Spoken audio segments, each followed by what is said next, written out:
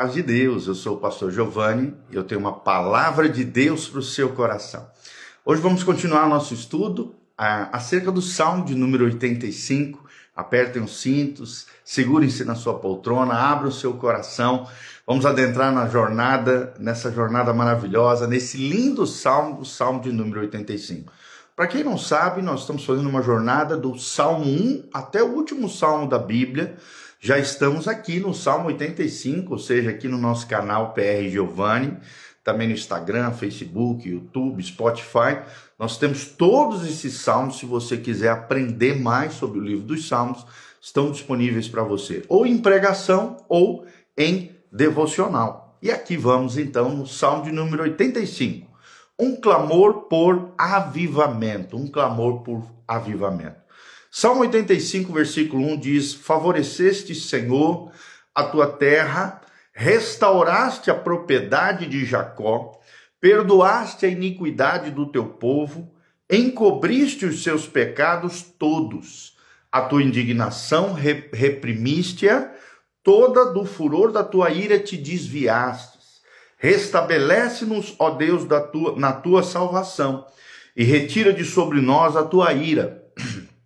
Estarás para sempre irado contra nós? É a pergunta que surge. E a segunda, prolongarás a tua ira por todas as gerações? Pergunta o salmista. Versículo 6, porventura não tornarás a vivificar-nos para que em ti regozije o teu povo? Outra pergunta. E aí a resposta está a partir do 7, mostra-nos, Senhor, a tua misericórdia e concede-nos a tua salvação. Escutarei o que Deus, o Senhor, disser, pois falará de paz ao seu povo e aos seus santos, e que jamais caiam em insensatez. Próxima está a sua salvação daqueles que o temem, para a glória assista em nossa terra. Encontraram-se a graça e a verdade, a justiça e a paz se beijaram. Da terra brota a verdade, dos céus a justiça baixa o seu olhar. Também o Senhor dará o que é bom e a nossa terra produzirá o seu fruto. A justiça irá adiante dele, cujas pegadas ela transforma em caminhos. Que Deus abençoe essa palavra ao seu coração. O lindo Salmo de número 85, são 13 versículos, vai do versículo 1 ao versículo 13. Esse salmo não tem nenhuma indicação de que precisa uma ocasião especial para isso, mas é bem provável que seja um salmo pós-cativeiro babilônico, como também o Salmo 126 denota isso, traz essas configurações, em virtude da ausência de referência ao rei Davi e ao templo aqui, mas principalmente ao rei e ao templo, seja salomônico, né? Derek Kiner, um grande especialista na Bíblia Sagrada, diz que a primeira metade do Salmo é, na sua maior parte, uma oração de arrependimento, do versículo 4 ao versículo 7, nutrido pela relembrança, do versículo 1 ao versículo 3. A segunda metade é principalmente promessa ou visão, do versículo 10 ao versículo 13, e o resultado de uma resolução no sentido de escutar o que diz o versículo 8 ao versículo 9. Ou seja, o clímax é uma das descrições mais agradáveis dessa concórdia espiritual, moral e material que se pode achar em qualquer trecho das Sagradas Escrituras. A Bíblia Sagrada está aqui, a palavra do nosso Deus. O salmista olha para o passado, mas também recorda as misericórdias de Deus para com o seu povo. Olha para o presente e clama por um avivamento pessoal, mas também coletivo. Ele olha para o futuro para se apropriar das promessas divinas, e a esperança brota em seu coração como algo extraordinário e maravilhoso. Então, primeiro destaque, primeiro princípio que nós queremos ensinar aqui nesse Salmo de número 85, olhando para o passado para recordar as misericórdias de Deus. Olhando para o passado para recordar as misericórdias de Deus. E nós vemos claramente isso do versículo 1 ao versículo 3. Trata-se aqui de um retrovisor, uma espécie de retrospectiva daquilo que Deus já fez com o seu povo. Em primeiro lugar, nós vemos no primeiro versículo um favor abundante de Deus para com o seu povo. Deus é um Deus que derrama do seu favor abundante sobre nós. E é tremendo aqui, ele traz à memória os grandes feitos do Senhor,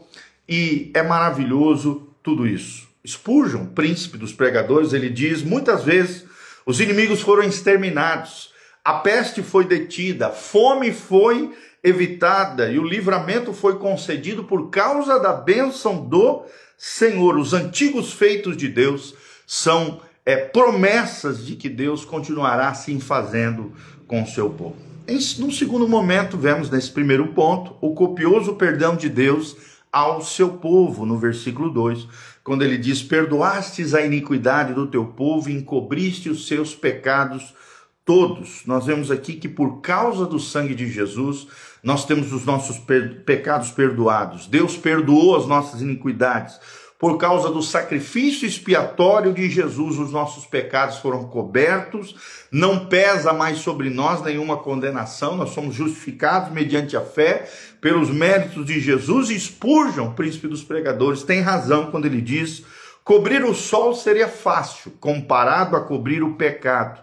Contudo, o pecado não foi removido sem a expiação que o cobre, pois por intermédio de um grande sacrifício do nosso Senhor Jesus, o pecado foi removido eficientemente em um ato único, um ato eterno na cruz do Calvário, que é coberta, o nosso pecado é coberto através do sangue de Jesus. Num terceiro momento aqui vemos a suspensão da ira do Senhor sobre o seu povo. A suspensão da ira do Senhor sobre o seu povo no versículo 3, quando a Bíblia diz: a tua indignação reprimiste a toda, o teu furor da tua ira te desviastes. Ou seja, Deus desviou a sua ira que havia sobre nós quando aplicou sobre o seu filho que foi ferido na cruz do Calvário. Agradou o Pai moê-lo, diz o texto sagrado. Ele morreu pelos nossos pecados. Foi removido de nós o pecado e lançado sobre ele. A ira também foi desviada e foi removida de nós e lançada sobre ele, de tal modo que eu e você fomos poupados da ira de Deus e abraçados pela graça do Senhor. William MacDonald, ele diz que quando Deus restaura o seu povo, primeiro, Deus conduz o seu povo ao arrependimento. Depois, Deus perdoa os seus pecados. E então, remove a punição que resultou da sua indignação. Um segundo ponto que nós queremos trazer para você desse salmo, salmo de número 85, é olhando para o presente para pedir a Deus a restauração e o avivamento. Do versículo 4 ao versículo 7, olhando para o presente para pedir a Deus restauração e avivamento. É interessante que depois que o salmista olha para o passado a fim de narrar o que Deus já havia feito na sua vida e no seu povo, agora ele contempla uma presente crise e roga fervorosamente, através de uma oração, de um clamor, por restauração e avivamento. Num primeiro momento, no versículo 4, vemos um veemente pedido por restauração. Quando ele diz: restabelece-nos, ó Deus, da nossa salvação, e retira de sobre nós a tua ira. O povo de Deus está debilitado, mas ainda é povo de Deus. Deus o ama. O pecado do povo atraiu a ira do Todo-Poderoso, mas o salmista, como intercessor fervoroso, roga a Deus para restaurá-lo, pois o Senhor é o Deus Salvador. É interessante o que diz Spurgeon. Spurgeon diz: a conversão é a alvorada da salvação. Virar o coração para Deus é tão difícil quanto fazer o universo girar em seu eixo. Mas quando o homem aprende a orar por conversão, há esperança para ele. Deus agirá em seu favor. É Deus quem toma a iniciativa de nos reconciliar com ele. Somos reconciliados por meio de Jesus Cristo, do seu sacrifício expiatório, extraordinário, maravilhoso, na cruz do Calvário. 2 Coríntios 5, 18 a 19 menciona isso. Num segundo momento, vemos um veemente pedido para Deus suspender a sua ira. É interessante que a ira de Deus sobre o povo da aliança é o maior peso que ele pode sofrer, de modo que, se essa ira perdurar, o povo geme, e se prolongar, o povo é esmagado. E se a ira se perpetuar pelas gerações, a esperança fenece no coração. Num terceiro momento, vemos um veemente pedido por avivamento no versículo 6. E sim, o avivamento é uma obra exclusiva de Deus, amados. Sim, só Ele pode vivificar o seu povo maravilhoso, e sem avivamento não há uma genuína alegria no nosso coração. Porém, onde o pecado não é confessado, não pode existir alegria, uma vez que a verdadeira alegria é a alegria de Deus, é a alegria em Deus, é uma alegria supracircunstancial. William MacDonald, quando diz sobre esse trecho, ele diz que um grande avivamento tem sido acompanhado de louvor e alegria. E 5 verdades podem ser destacadas sobre isso, segundo William MacDonald. Ele diz: o avivamento é uma obra de Deus em favor do seu povo, ou seja, o avivamento é uma nova vivificação, é voltar ao primeiro amor, é retornar ao caminho que havia sido abandonado. É interessante isso, o avivamento é uma obra de Deus em seu povo. O povo retorna ao caminho de Deus, o caminho que havia abandonado, é deleitar-se na palavra de Deus novamente, é voltar a ter prazer na oração, é desfrutar como outrora da intimidade com Deus, e é ficar entusiasmado com o privilégio de se reunir com o povo de Deus para adorar aquele que é digno. Avivamento não é inovação, é volta. Não é buscar novidades no mercado da fé, mas retornar à essência do evangelho puro e simples de Jesus de Nazaré. É sede por bênçãos, mas sede também pelo abençoador, o Senhor. Não é um evento produzido pelo homem, mas uma mudança de Deus operada no interior do homem. E por fim também é dar a vida àquele que estava morto, amortecido, dar vitalidade àquele que estava enfraquecido, remover das cinzas, assoprar as brasas e reacender a chama do fervor espiritual. Segundo lugar, o avivamento é uma obra exclusiva de Deus. O salmista não se lança no ativismo religioso, buscando agradar a Deus com seu esforço. Na verdade, é Deus quem vivifica o seu povo, pois o avivamento é obra exclusiva de Deus. O avivamento não emerge da terra, ele procede do céu. Ele não é obra humana, mas é uma ação divina. Só Deus pode soprar vida ao seu povo, alento de vida, e só Ele pode restaurar a sorte do seu povo como as torrentes de água. Glória a Deus. Terceiro, o avivamento é uma obra extraordinária de Deus. O avivamento é uma obra extraordinária de Deus. O avivamento não é apenas uma obra divina, mas também uma obra extraordinária. Deus transforma um vale de ossos secos num exército poderoso, arranca o povo dos vales da morte para as alturas excelsas de uma vida plena, vivificando o seu povo para que este conheça a sua intimidade e o seu poder.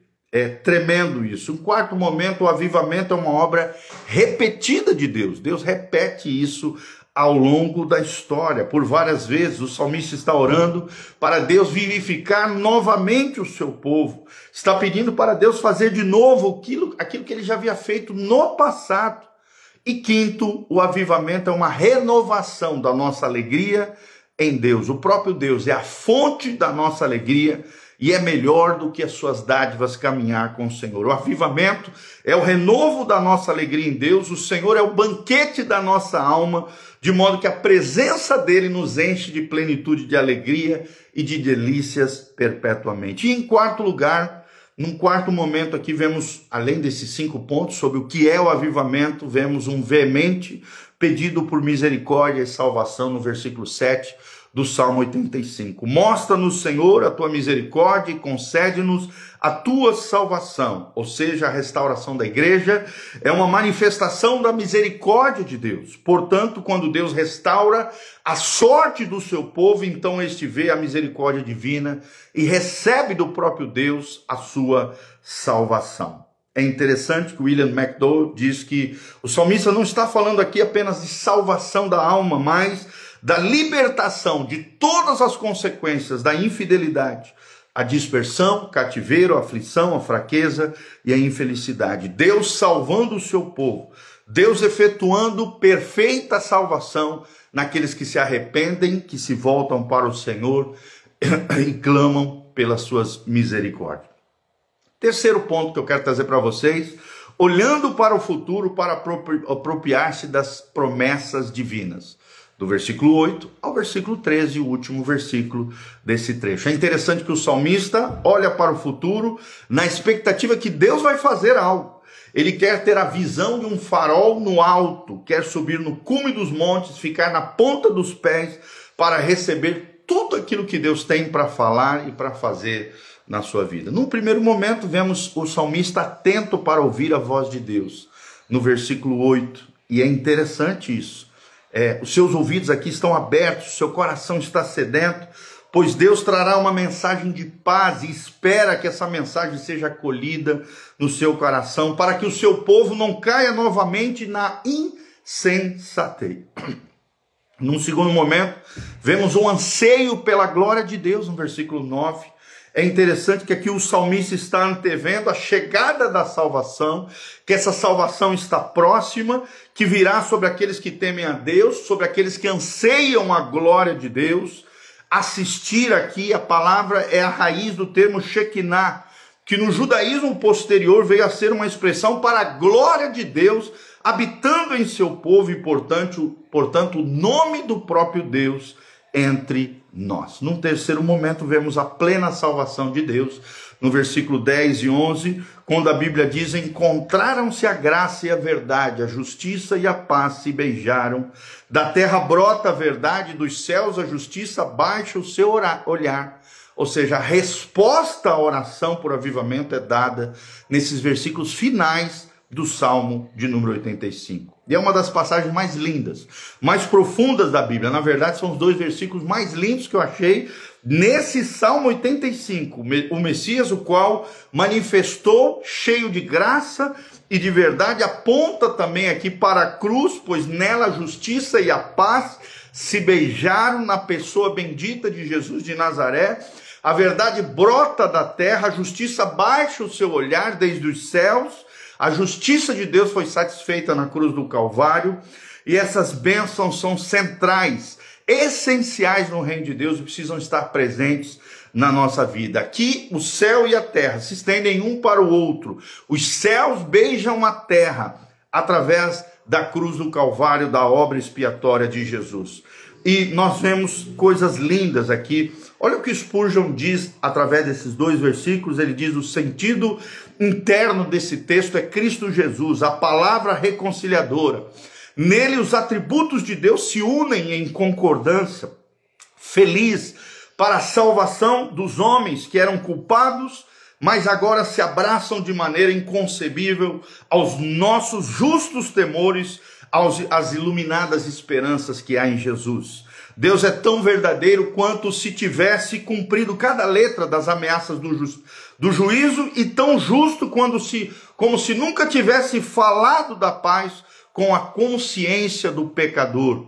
O seu amor, em não pequeno esplendor, brilha sobre nós, mas nem por isso as outras características santas, como justiça, santidade, ficam obscurecidas aqui. Adam Clarke também, citado pelo Spurgeon, ele diz: a misericórdia e a paz estão de um lado, a verdade e a justiça estão do outro. A verdade exige justiça, a misericórdia encontra a paz, encontra-se pelo caminho da cruz, do altar da cruz. Uma faz o inquérito relacionado ao pecado e a outra defende a reconciliação com Deus. Tendo-se encontrado as diferenças em certos aspectos, não são mencionados particularmente, são acertados em Deus, em Cristo Jesus. As reivindicações mútuas são combinadas em um interesse comum, o qual paz, justiça imediatamente se abraçam. Dessa forma, a verdade recebe a justiça e a misericórdia recebe a paz. Mas onde elas se encontram? Em Cristo Jesus, na pessoa bendita de Jesus de Nazaré. Quando é que elas foram reconciliadas? Quando ele entregou sua vida no Calvário. Amém? Num outro momento, vemos também aqui o futuro glorioso prometido por Deus nos versículos 12 e 13 do Salmo 85. Também o Senhor dará o que é bom, e a nossa terra produzirá o seu fruto. A justiça irá diante dele, cujas pegadas ela transforma em caminhos. Ou seja, a promessa divina é extraordinária. O Senhor dará o que é bom ao seu povo. A terra será deleitosa, pois dará o seu fruto, de modo que a presente miséria será esquecida no alvorecer de um futuro glorioso com o nosso Deus. A oração foi pronunciada, a tempestade da alma se aquietou, a marcha da justiça deixará um rasto para o povo seguir em alegria. E nas palavras de Alan Harmon, a justiça é considerada uma pessoa que segue adiante do Senhor e prepara a sua intervenção em prol do seu povo. Amém? Quais foram os 3 princípios que nós aprendemos aqui no Salmo 85? Só repetindo para você, é tremendo. Primeiro, olhar para o passado para recordar as misericórdias de Deus. Salmo 85, de 1 a 3. Depois, olhar para o presente, em segundo lugar, para pedir a Deus restauração e avivamento, do versículo 4 ao versículo 7. E por último, olhar para o futuro, apropriando-se das promessas de Deus, do versículo 8 ao versículo 13. São 3 princípios extraordinários, resumidos no Salmo de número 85, princípios maravilhosos que nós podemos levar para toda a nossa vida. Um clamor por avivamento pessoal, um clamor por avivamento coletivo sobre o povo de Deus. Que Deus nos abençoe, que Deus nos avive, que Deus nos reavive nele cada dia mais. A vida de Deus esteja em nós, como diz o apóstolo Paulo: já não vivo eu, mas Cristo vive em mim. Amém? Que Deus abençoe sua vida, sua casa, sua família. Dá um joinha aí, aperta no sininho, siga o nosso canal PR Giovanni lá no YouTube. Também aperta aqui na flechinha, compartilha esse link com outras pessoas. No link de descrição tem todas as informações. Caso você sinta no coração o desejo de contribuir no nosso ministério, tem todas as informações aqui embaixo, horário de culto, endereço da igreja. As nossas mídias sociais estão aqui. Também deixe nos seus comentários de onde você está nos assistindo, o que você achou desse vídeo, o que você aprendeu, o que Deus mais falou com você e de qual cidade você está nos assistindo ou país, né? Essa mensagem vai para tudo quanto é lado, vai para todos os lugares. Quero mandar um abraço para Rafa Bonzanini, a Natália Hoffman, o Reinaldo Ricardo, a Renata Gazi Barros, a Patrícia Genovei, a Isabela Lopes, a Ana Paula Rossi. Nossos queridos irmãos estão aqui conectados conosco. Que Deus os abençoe. Que a graça e a paz de Jesus venha sobre vocês. Eu quero terminar orando pela sua vida. Feche os seus olhos, coloque a mão no seu coração.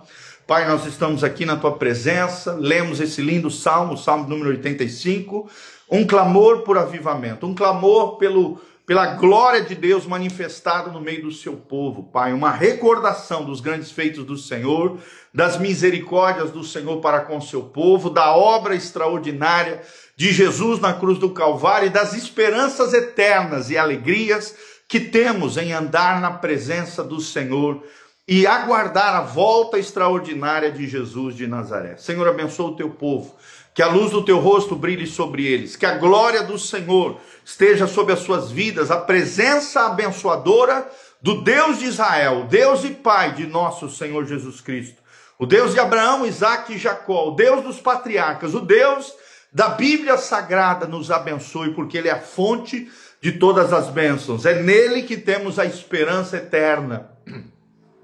E é com Ele que nós queremos viver e habitar para todo sempre. Pai, muda o que tiver que mudar no nosso interior. Restaura a nossa vida, perdoa os nossos pecados.